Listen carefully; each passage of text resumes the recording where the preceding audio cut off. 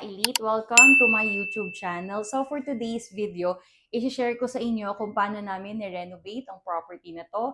So this unit is a 26 square meter located here in Air Residences, Makati.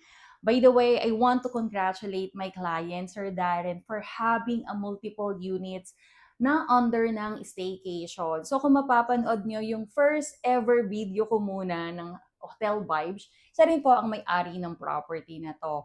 So, thankful din ako dahil na-inspire kita.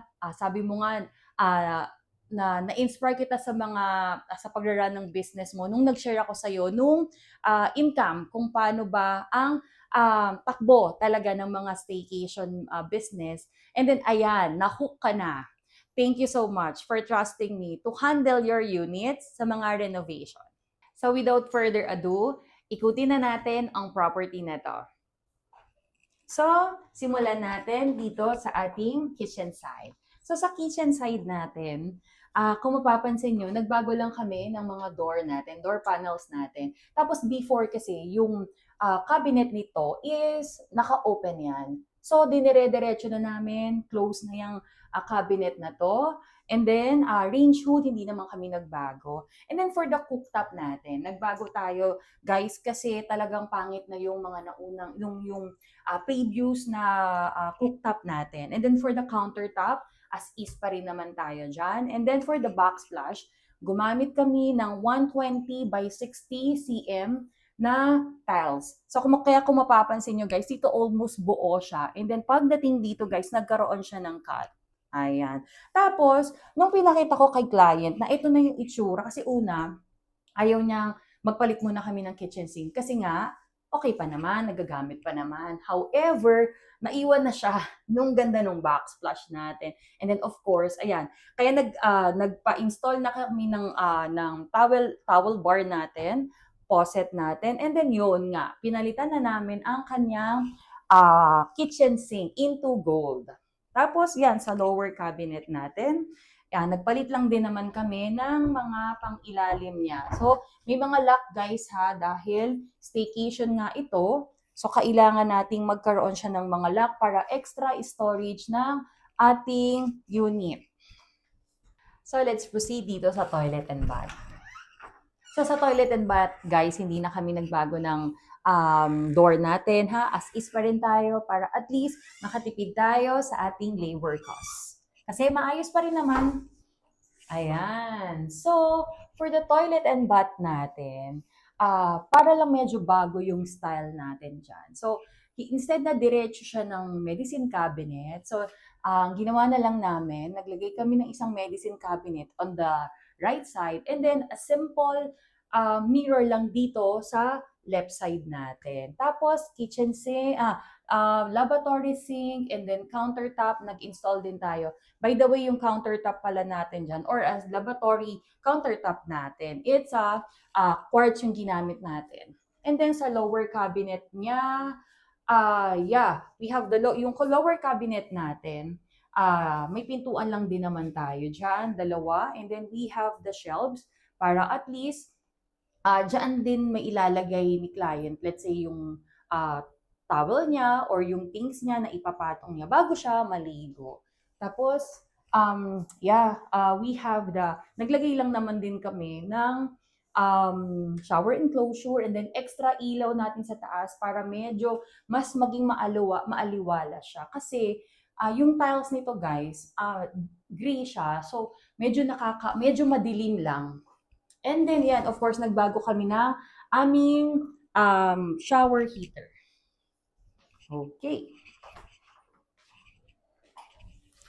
So, here, ito bagong bilhin na lang din ni client. Ito, a 7.2 na Kondura inverter tayo dyan. Of course, we have the 23 liters na microwave, overhead cabinet, and another storage dito.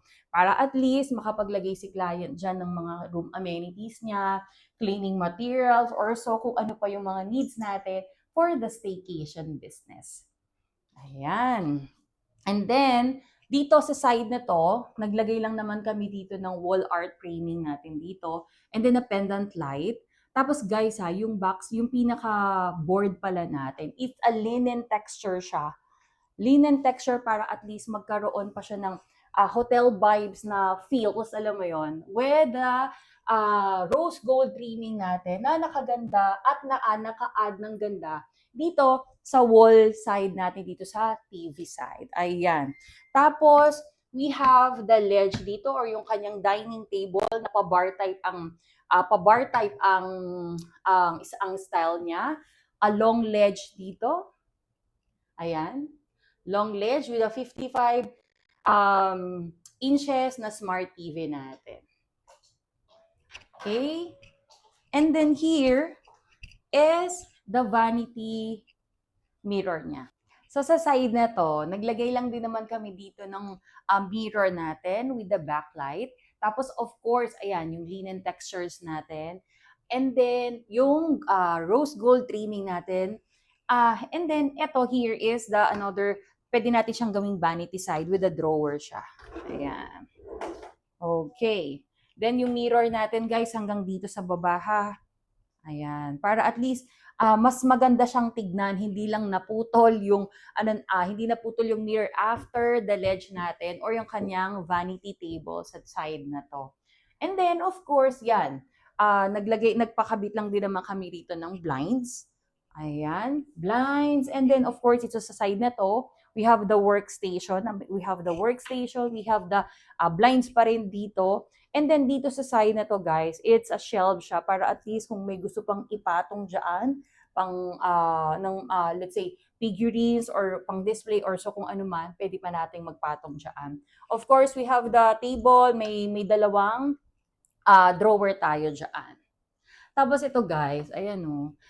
Ang ganda nung vibe sa side na to. Ang ganda nung kinalabasan nito. Naglagay kami dito guys ng reflective mirror siya. So, bronze yung naging kulay niya. Ayan. So, nakadagdag siya ng ganda rito sa side na to.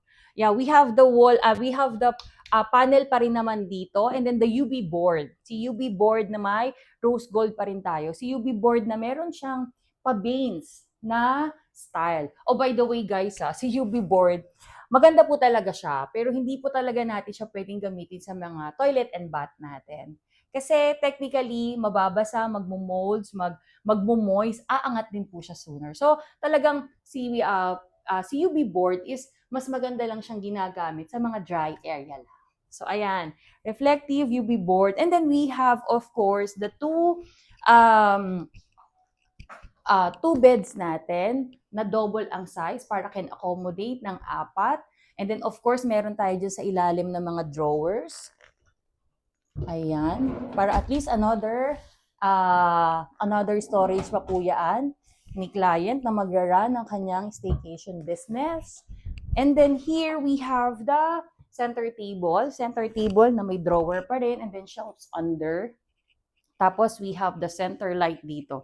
Para at least in time na gusto na ni client na tahimik na, wala ng ilaw, patayin niya na lang po to or kung magbabasa man siya in time, iyan, sige, naglagay na rin tayo niyan. Tapos dito sa side na to guys, naglagay din kami dito ng mahabang T5 lang ha, para mas ma-emphasize niya yung design natin sa board na to, sa side ng UV board na to.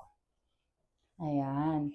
Tapos guys, tingnan mo yung palibot ng ating cove light. Naglagay din kami ng cove light dyan na talagang nakakadagdag ng ganda sa pag-build talaga. Pag nagpa-renovate ka talaga guys, ang ganda nung pag meron siyang cove light, ang ganda.